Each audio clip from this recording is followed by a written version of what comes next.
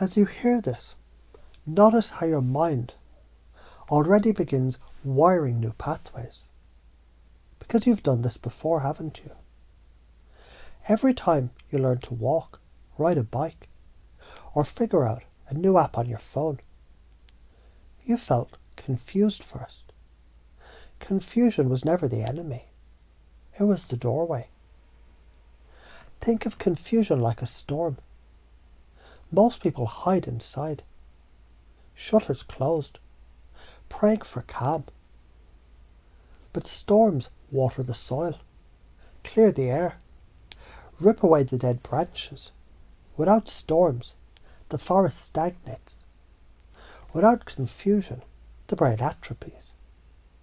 And when the brain atrophies, depression seeps in. Now imagine, every time you're confused, your neurons spark like fireworks. Axons reaching, dendrites stretching, chemistry flooding. That's neuroplasticity. That's the very medicine depression has been starving you of. Confusion is the workout your brain craves. Depression is what happens when you stop lifting the weight of uncertainty. And when you stop, let's chunk up big picture. 10 years of avoiding confusion. What does that create? Stagnation, narrow choices, safe routines that choke the soul. Relationships go stale because you're too afraid to say, I don't know. Careers stall because you cling to what you already know.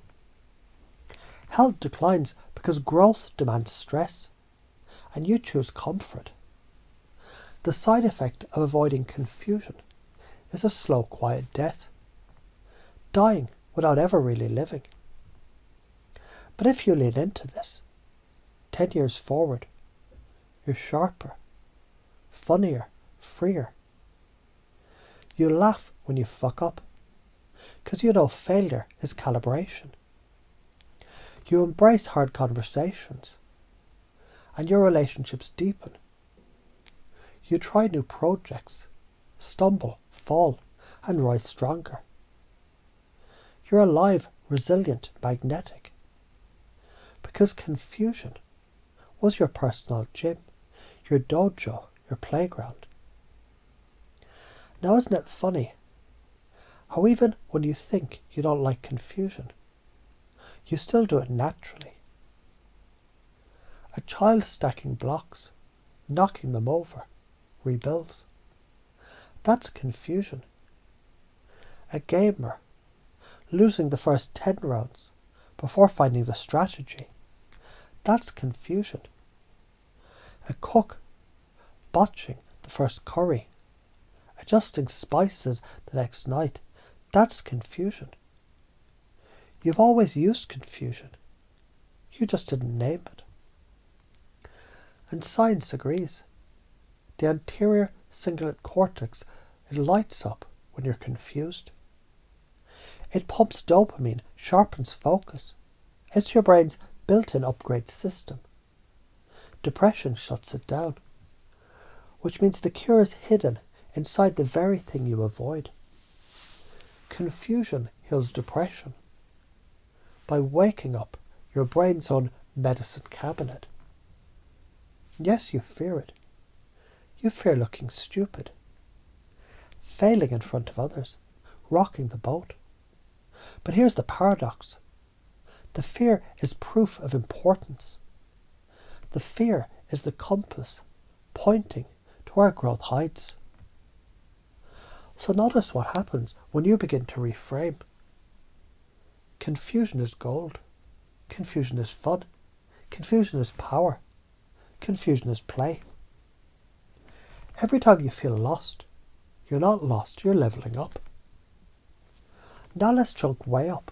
Humanity itself, civilization that avoided confusion.